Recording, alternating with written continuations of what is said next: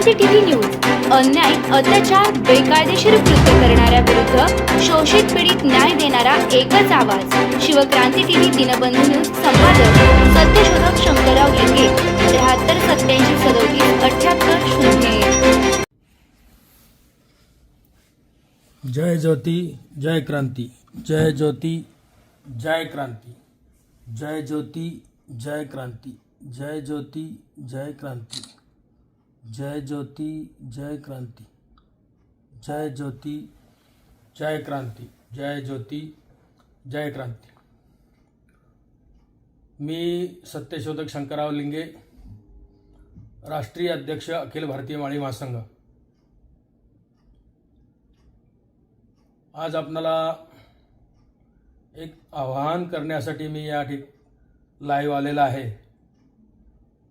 याचं कारणही तसंच आहे. उद्या 3 जानेवारी 2026 रोजी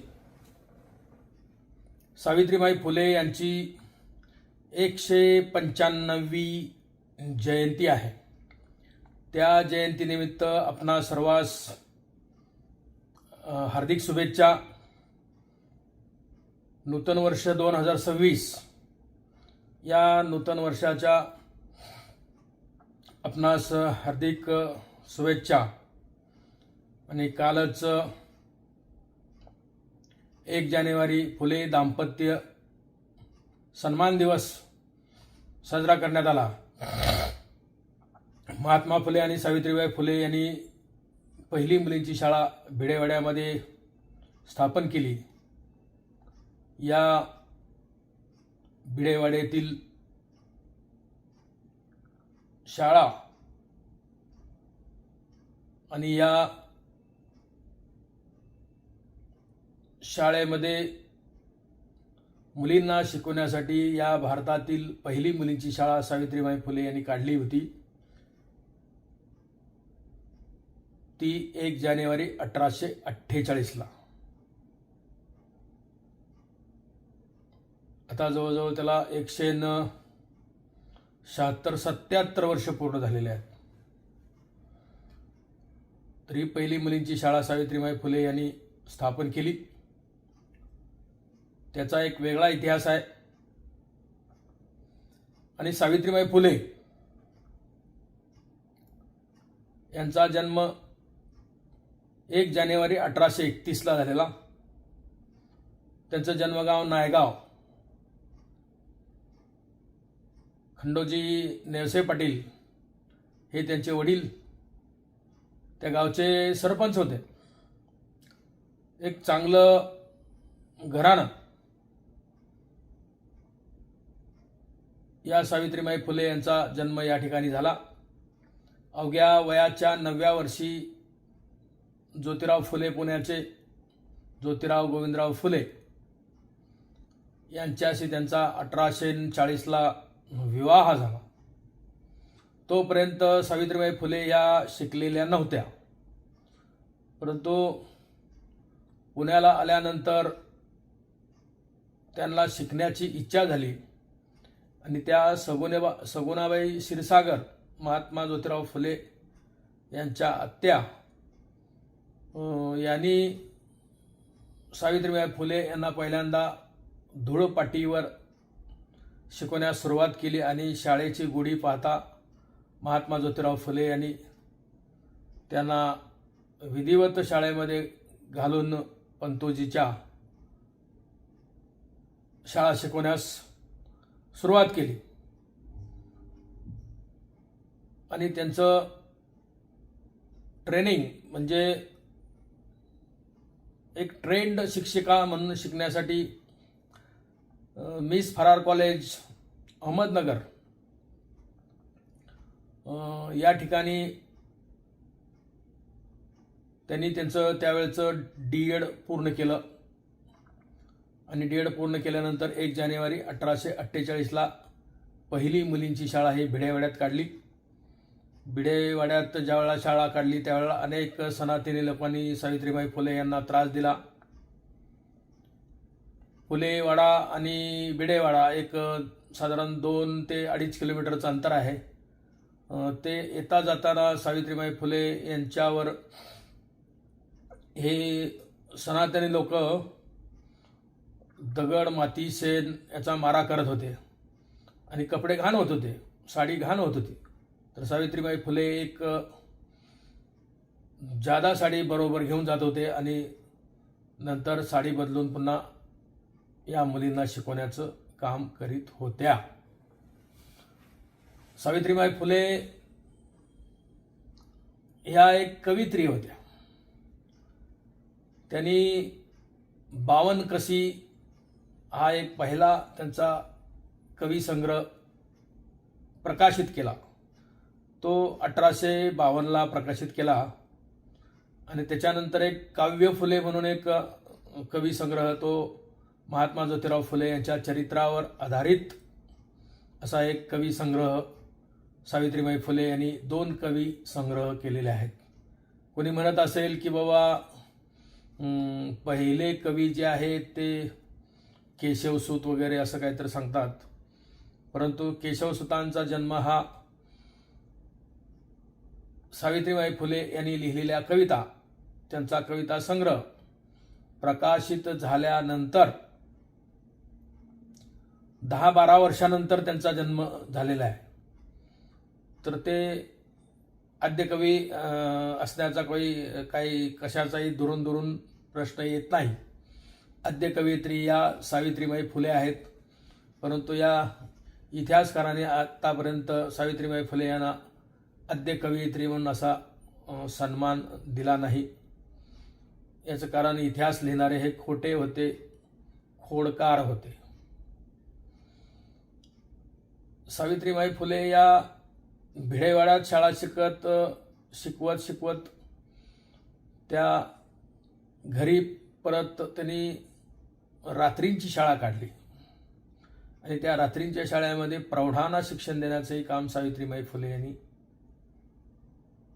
केलं. त्यानंतर सावित्रीबाई फुले यांनी आणि महात्मा ज्योतिराव फुले यांच्या सहकार्याने किंवा त्यांच्या उद्देशाप्रमाणे फुलेवाड्यामध्ये पाळणाघर स्थापन केलं, विधवा संगोपन गृह स्थापन केलं, बालहत्या प्रतिबंधक घर स्थापन केलं आणि अनेक विधवा महिलांच्या प्रस्तुतीचं काम, त्यांच्या मुलांना सांभाळण्याचं काम सावित्रीबाई फुले यांनी केलेलं आहे. सावित्रीबाई फुले यांनी 1876च्या आसपास पुण्यात जो दुष्काळ पडला, त्या दुष्काळामध्ये 2-2 हजार मुलांना स्वतः स्वयंपाक करून घालण्याचं काम त्यावेळेला सावित्रीबाई फुले यांनी केलेलं आहे. ते धनकवडीला कॅम्प उघडून केलेलं आहे.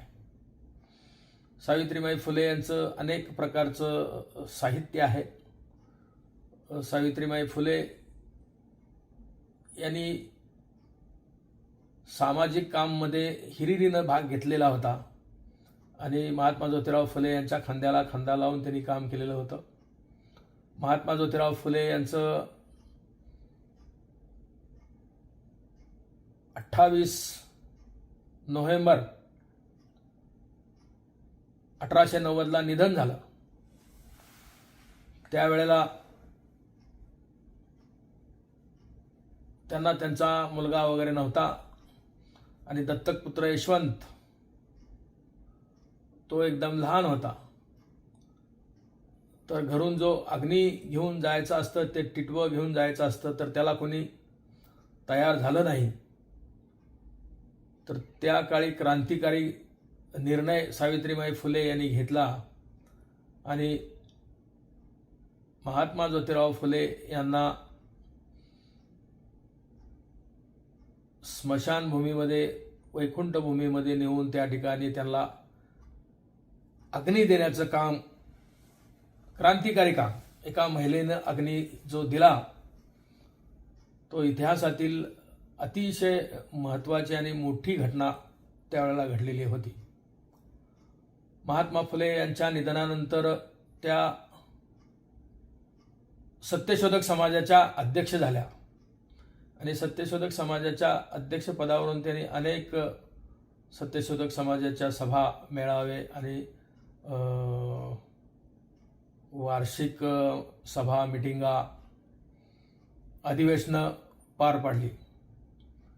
त्या काळामध्ये त्यांनी महात्मा ज्योतिराव फुले यांचं एक पुस्तक, ग्रंथ सार्वजनिक सत्यधर्म जो लिहिलेला होता, आणि तो डाव्या हाताने लिहिलेला होता, कारण महात्मा ज्योतिराव फुले यांना शेवटी अर्धांगवायू झालेला होता आणि त्यांचा उजवा हात चालत नव्हता. तर सार्वजनिक सत्यधर्माचं लिखाण बाकी होतं, तर त्यांनी ते अपूर्ण राहू नये म्हणून डाव्या हाताने लिखाण केलेलं होतं. आणि ते लिखाण म्हणजेच सार्वजनिक सत्यधर्माच्या विधी, पर्याय, म्हणजे बारशापासून जन्मापासून मृत्यूपर्यंतचे सर्व विधी कसे करायचे, लग्न कसं करायचं, लग्नामध्ये कोणती प्रथा कशी राबवायची, म्हणजे वैदिक लग्न विवाहाला पर्याय देण्याचं काम त्यामध्ये सुद्धा केलेलं होतं. गृहप्रवेश किंवा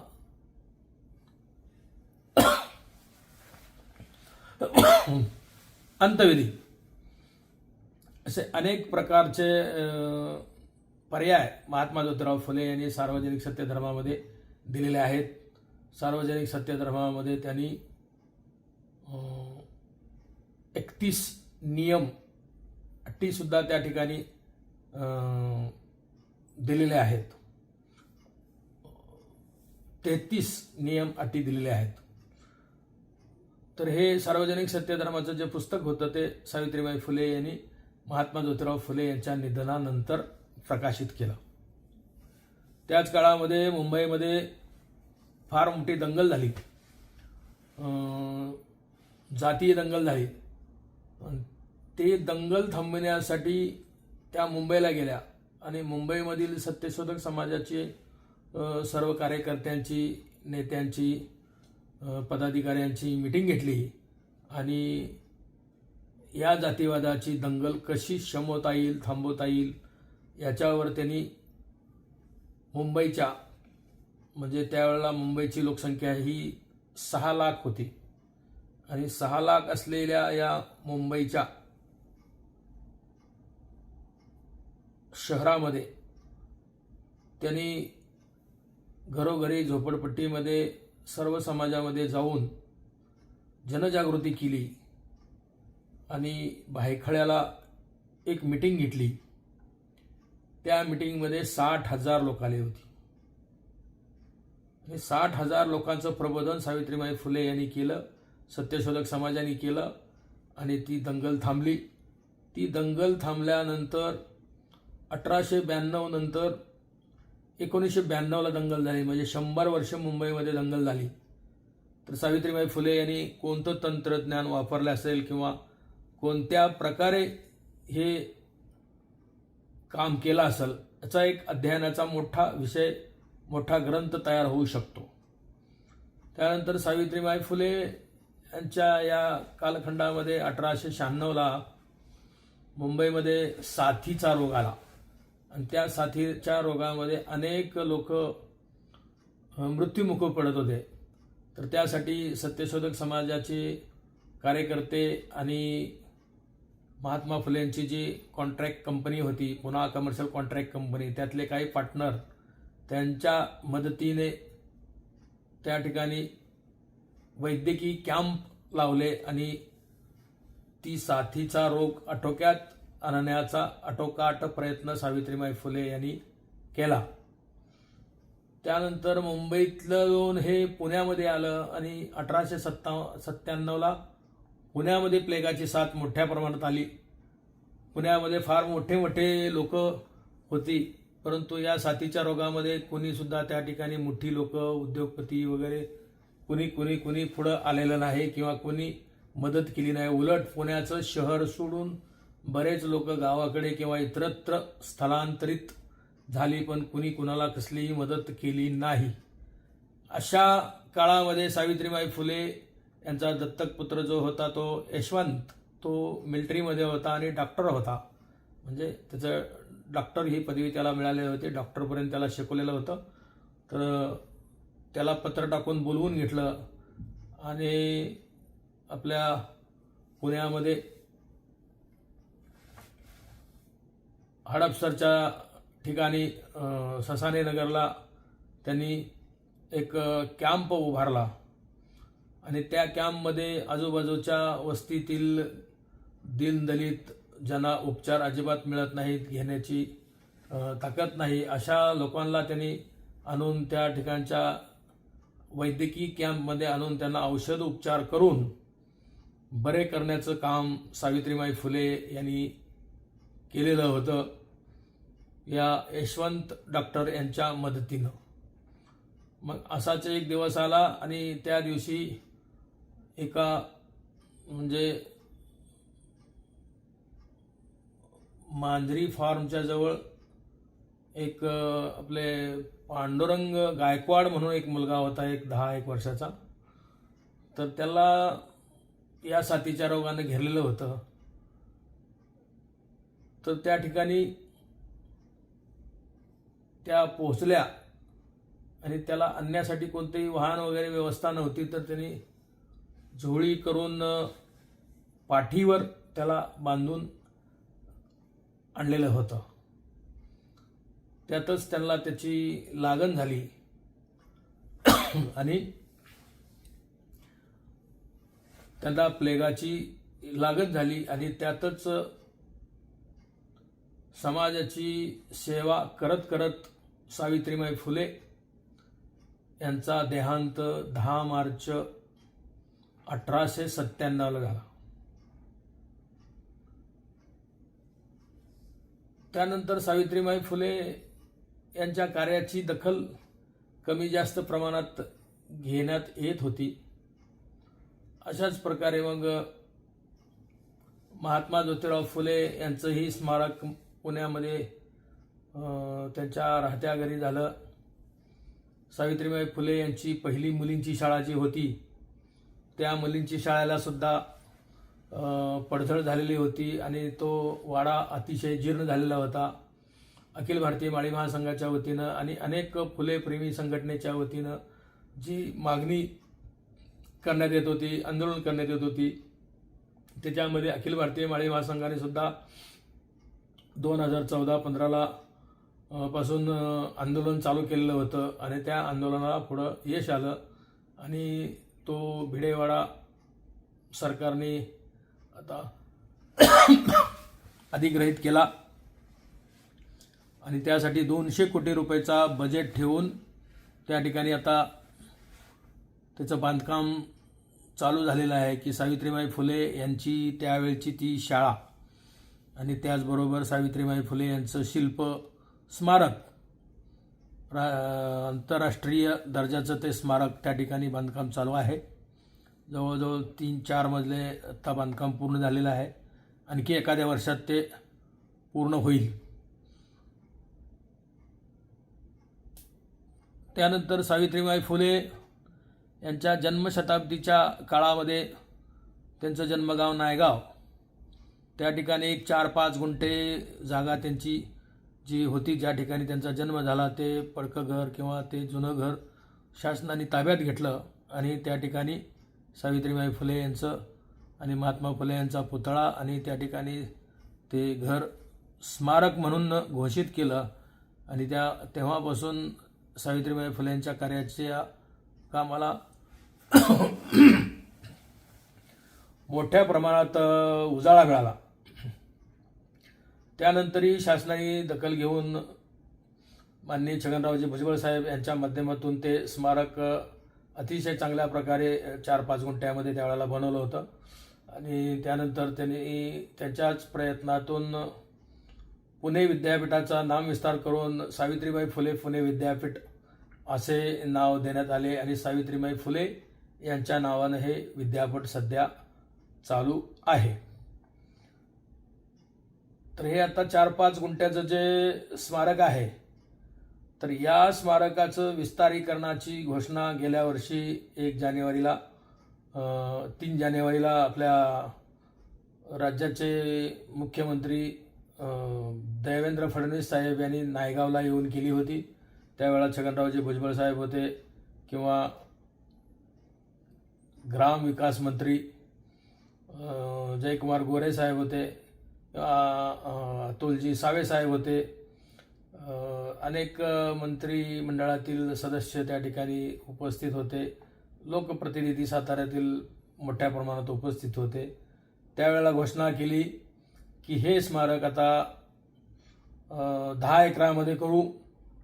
त्या ठिकाणी सावित्रीबाई फुले यांचे कार्याचे शिल्प आणि आंतरराष्ट्रीय दर्जाचे स्मारक, त्यांच्या आठवणी आणि त्या ज्या ट्रेंड शिक्षिका होत्या त्या ट्रेंड शिक्षिकाचं एक कॉलेज सध्या चालू आहे, तर त्याचं विस्तारीकरण मोठ्या प्रमाणात त्या ठिकाणी मुलींना राहण्याची व्यवस्था आणि मुलीचं D.Ed कॉलेज म्हणजे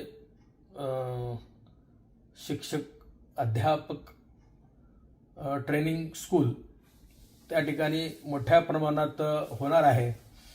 तर या सर्व गोष्टीचा उद्या 3 जानेवारी रोजी राज्याचे मुख्यमंत्री देवेंद्रजी फडणवीस साहेब हे त्या ठिकाणी येत आहेत आणि 143 कोटीचा आराखडा तयार झालेला आहे. त्याला शासनाची मंजुरी आणि बजेट तरतूद झालेली आहे. तर उद्या हे उद्घाटन होणार आहे. तर या उद्घाटनाच्या प्रसंगी मुख्यमंत्री देवेंद्रजी फडणवीस साहेब येणार आहेत, माननीय छगनरावजी भुजबळ साहेब येणार आहेत, अतुलजी सावे साहेब येणार आहेत मंत्री आपले, आणि ग्रामविकास मंत्री जयकुमार गोरे साहेब यांच्या खात्यामार्फतच हे काम चालू आहे आणि ते काम त्यांना या 1-2 वर्षात पूर्ण करायचं आहे. त्यांच्या मंत्रिमंडळाच्या मंत्रिपदाच्या काळातच त्यांना करायचं आहे असा त्यांचा मानस आहे. तर या कार्यक्रमाचा प्रचार आणि प्रसार यावर्षी फार मोठ्या प्रमाणात झालेला आहे. अखिल भारतीय माळी महासंघाच्या माध्यमातून झालेला आहे. महाराष्ट्रभर अखिल भारतीय महात्मा फुले समता परिषद यांच्या माध्यमातून महाराष्ट्रभर आलेला आहे आणि तालुक्यातून गावागावातून ST बस गाड्या भरून त्या ठिकाणी एक मोठी रॅली 3 तारखेला होणार आहे. कारण हजारो बसगाड्या तिथे येणार आहेत महाराष्ट्रातल्या सर्व जिल्ह्यातून आणि हजारो 4 चाकी कार गाड्याही येणार आहेत, मोटरसायकलही येणार आहेत. मिळेल त्या वाहनाने लोक त्या ठिकाणी पोहोचणार आहेत. फार मोठ्या प्रमाणात जागृती झालेली आहे. गेल्या 10-12 दिवसापासून मी स्वतः अखिल भारतीय माळी महासंघ राष्ट्रीय अध्यक्ष शंकरराव लिंगे आणि अखिल भारतीय महात्मा फुले समता परिषदेचे सोलापूर जिल्ह्याचे अध्यक्ष बापूसाहेब भंडारे, सावता महाराजांचे वंशज सावता वसेकर आणि अखिल भारतीय महात्मा फुले समता परिषदेचे म्हाडा लोकसभा मतदारसंघाचे अध्यक्ष आबासाहेब खारे या सर्वांनी आमच्या टीमनी फार मोठं परिश्रम घेऊन सोलापूर जिल्ह्यातून शेकडो बसगाड्या आणि हजारो आपल्या 4 चाकी गाड्या, दुचाकी गाड्या नायगावला जाणार आहेत आणि हा लाखोचा जनसागर सावित्रीबाई फुले यांच्या, महात्मा फुले यांच्या जयघोषामध्ये नायगावला पोहोचणार आहे. अत्यंत आनंदीमय वातावरणामध्ये हा कार्यक्रम पार पडणार आहे. या ऐतिहासिक कार्यक्रमाचे साक्षीदार आपण व्हा. त्या ठिकाणी या. आम्ही या नायगावला जाणार आहोत, तुम्ही पण या. हे खास करून निमंत्रण देण्यासाठी मी आज या ठिकाणी आपल्यासमोर उभा आहे. आणि त्याचबरोबर शासनाला एक मी मागणी करू इच्छितो. ती अतिशय महत्त्वाची मागणी आहे की सावित्रीबाई फुले यांच्या नावाने पुणे विद्यापीठाचा नामविस्तार झालेला आहे. सावित्रीबाई फुले पुणे विद्यापीठ असं नामविस्तार त्याचा झालेला आहे. परंतु त्या ठिकाणी जो या विद्यापीठाचा लोगो आहे तो लोगो शनिवारवाडा आहे आणि शनिवारवाडा हे विषमतेचे प्रतीक आहे. म्हणून हे विषमतेचे प्रतीक शनिवारवाडा बदलून त्या ठिकाणी समतेचे प्रतीक फुलेवाडा हे बोधचिन्ह त्या ठिकाणी वापरावं, ही आपली अतिशय महत्त्वाची मागणी आहे. महात्मा फुले जो वाडा आहे तो वाडा आणि एक सावित्रीबाई फुले स्मारक असं पुण्यामध्ये टिंबर मार्केटला जवळजवळच आहे. मध्ये एक गॅपमध्ये एक 200-300 फुटाचं अंतर शिल्लक आहे. तर त्या ठिकाणी काही वस्ती आहे, बरीच दाटीवाटीनं ते स्मारक आहे. कुठलेही चांगल्या प्रकारचे कार्यक्रम, मोठे कार्यक्रम करता येत नाही किंवा महात्मा ज्योतिराव फुले यांच्या कार्याचं शिल्प किंवा त्या ठिकाणी स्मारक म्हणून ऐतिहासिक स्मारक, जागतिक स्मारक बनवता येत नाही. कारण बरेच जागतिक लोक सावित्रीबाई फुले आणि महात्मा ज्योतिराव फुले यांच्यावर अभ्यास करण्यासाठी नायगावला आणि पुण्यामध्ये मोठ्या प्रमाणात येतात. परंतु त्या ठिकाणी अतिशय छोटं ते स्मारक दिसतंय आणि कार्य आभाळा एवढा त्यांचं आहे. तर ते मधल्या ज्या वस्त्या आहेत त्या काढण्यासाठी शासनाने बजेट ठेवलेलं आहे, परंतु त्यावर महानगरपालिका गेल्या 2-4 वर्षापासून कोणतीही कारवाई करत नाही. तर ती कारवाई त्वरित करावी आणि ते दोन्ही स्मारकामधील जे वस्ती आहे किंवा त्या ठिकाणी इमारती आहेत छोट्या छोट्या, तर त्या स्थलांतरित कराव्या आणि त्या ठिकाणी मोठं पटांगण किंवा मोठं स्मारक त्या ठिकाणी लवकरात लवकर करावं, ही एक मागणी आपली आहे. त्याचबरोबर महात्मा फुले आणि सावित्रीबाई फुले यांच्या भारतरत्न पुरस्काराची घोषणा होऊन मला वाटतं एक 1.5-2 वर्ष होत आले, परंतु त्याची काही कारवाई झालेली नाही. आम्हाला महात्मा फुले यांना भारतरत्न पुरस्कार दिला किंवा नाही याच्याबद्दल अजिबात काही दुःख वाटण्याचं कारण नाही, परंतु एक महात्मा ज्योतिराव फुले आणि सावित्रीबाई फुले या महाराष्ट्रामध्ये दोघाच्या नावानं 2 विद्यापीठ आहेत. एक सावित्रीबाई फुले पुणे विद्यापीठ आणि दुसरं महात्मा फुले राहुरी कृषी विद्यापीठ. असे एका दाम्पत्याच्या नावानं 2 विद्यापीठ असणारे दाम्पत्य आतापर्यंत तर माझ्या तर वाचण्यामध्ये बघण्यामध्ये आलेलं नाही. तर त्यांना भारतरत्न पुरस्कार द्या आणि त्यांचा एक सन्मान करा. बाकी त्याच्यामध्ये काही सन्मानासारखं नाही. महात्मा फुले त्याच्यापेक्षा फार मोठे आहे. आपल्याला करायचं असेल आणखी G20 आहे किंवा ब्रिक्स ज्या संस्था आहेत या अशा संस्थांच्या मार्फत एखादा पुरस्कार नवीन चालू करावा.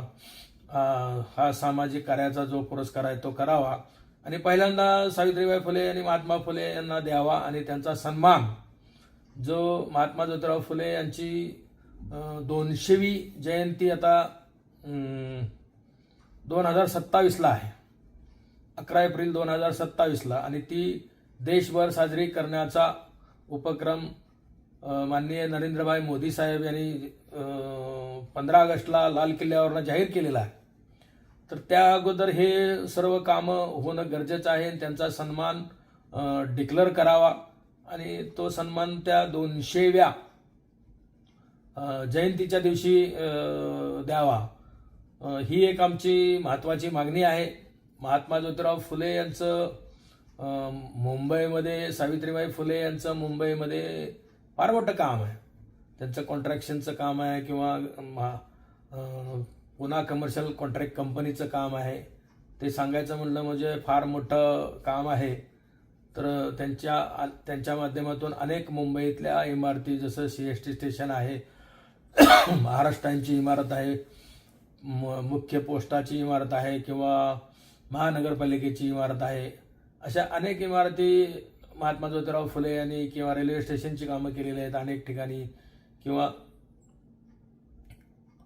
बरीच कामं मुंबईमध्ये महात्मा ज्योतिराव फुले, सावित्रीबाई फुले यांनी सुद्धा केलेली आहेत. आणि महात्मा ज्योतिराव फुले यांना जो कोळीवाड्यामध्ये 11 मे 1888ला जो पुरस्कार देण्यात आला महात्मा राव बहादूर वडेकर यांच्या हस्ते, तर तो अत्यंत मानाचा पुरस्कार आहे आणि तो महात्मा हा पुरस्कार अतिशय सुंदर आणि मोठा पुरस्कार आहे. तर तोही त्यांना मुंबईमध्ये मिळालेला आहे. तर मुंबईमध्ये सुद्धा या दाम्पत्याचं आंतरराष्ट्रीय स्मारक करावं आणि महात्मा ज्योतिराव फुले, सावित्रीबाई फुले यांचं जे काय लिखाण आहे ते लिखाण गेल्या महिन्यामध्ये मंत्रालयातनं गायब झालं अशी एक बातमी आलेली आहे. ती खरी आहे, खोटी आहे किंवा कोणी खोडसाळपणा केला आहे तो शोधून काढावा आणि त्यांचं जे साहित्य आहे, पुरावे आहेत किंवा काही लिखाण आहे तर ते जसंच्या तसं त्याचं संरक्षण व्यवस्थित करावं आणि सावित्रीबाई फुले, महात्मा फुले यांचं जे साहित्य आहे त्या साहित्याची पुनर्निर्मिती करावी. ती सर्व भाषेत करून ते नाममात्र किमतीमध्ये उपलब्ध करून द्यावी. ही 200वी जयंती महात्मा ज्योतिराव फुले यांची 2027ला आहे आणि सावित्रीबाई फुले यांची 200वी जयंती ही 2031ला आहे. तर ह्या काळामध्ये आपण सर्व कामे पुरे करावीत. सर्व जिल्ह्यामध्ये महात्मा ज्योतिराव फुले आणि सावित्रीबाई फुले यांचा पूर्ण आकृती पुतळा आणि त्या पुतळ्याच्या ठिकाणी स्मारक, सुशोभीकरण हे प्रत्येक जिल्ह्यामध्ये एक दर्शनी भागामध्ये किंवा मोक्याच्या जाग्यामध्ये किंवा रहदारीच्या चौकामध्ये हे 2 पुतळे उभे करण्याचं काम आपण या हाती घ्यावं आणि 200व्या जयंतीच्या अगोदर हे पूर्ण करावं ही एक मागणी शासनाला करत आहे. आणि पुन्हा एकदा आपणा सर्वांना विनंती करत आहे की जे फुले प्रेमी आहेत, जे SC, ST, NT, OBC, मागासवर्गीय, अल्पसंख्याक यांच्यासाठी जे महात्मा ज्योतिराव फुले यांनी जे काम केले आहे, महिलांसाठी सगळ्यात मोठं काम जे केलेलं आहे सावित्रीबाई फुले यांनी, तर त्यांच्यासाठी एक दिवस सावित्रीबाई फुले यांच्यासाठी चला, सावित्रीबाई फुले यांच्या माहेरला चला, सावित्रीबाई फुले यांच्या जन्मगावी चला. एक दिवस सावित्रीबाई फुले यांच्यासाठी सर्वांनी मोठ्या प्रमाणात नायगावला चला. चलो नायगाव, चलो नायगाव, चलो नायगाव. आम्ही चालू नायगावला, तुम्ही पण या, ही विनंती सर्वांना करतो.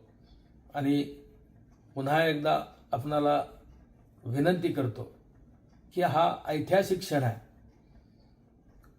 सावित्रीबाई फुले आणि महात्मा ज्योतिराव फुले यांच्या 200व्या जयंतीच्या पूर्वी हा ऐतिहासिक क्षण आहे की या ठिकाणी एवढ्या मोठ्या प्रमाणात त्यांचा सन्मान होतोय आणि त्या सन्मानाच्या दिवशी या ऐतिहासिक घटनेचे साक्षीदार होण्यासाठी आपण सर्वांनी कोणत्याही परिस्थितीमध्ये तिथं 10 वाजेपर्यंत पोहोचेल अशा प्रमाणे आपल्या ज्या बसगाड्या आहेत किंवा कार गाड्या आहेत, मोटरसायकली आहेत किंवा कोणत्याही वाहनाने आपण येत असाल तर आपण 10 वाजायच्या आत पोहोचण्याचा प्रयत्न करावा. कारण 10 वाजता उद्घाटनाचा कार्यक्रम होईल. त्यानंतर त्याच तिथं पटांगणामध्ये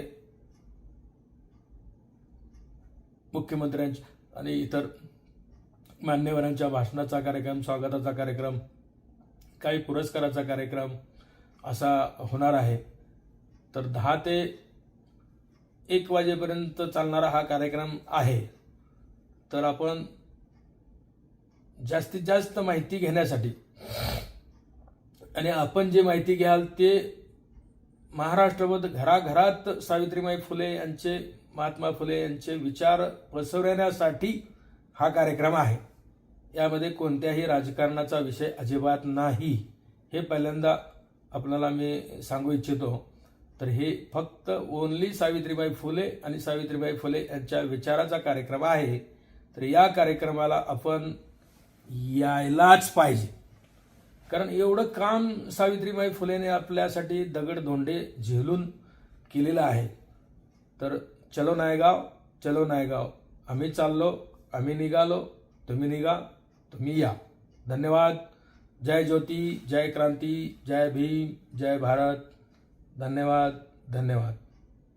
जय संविधान.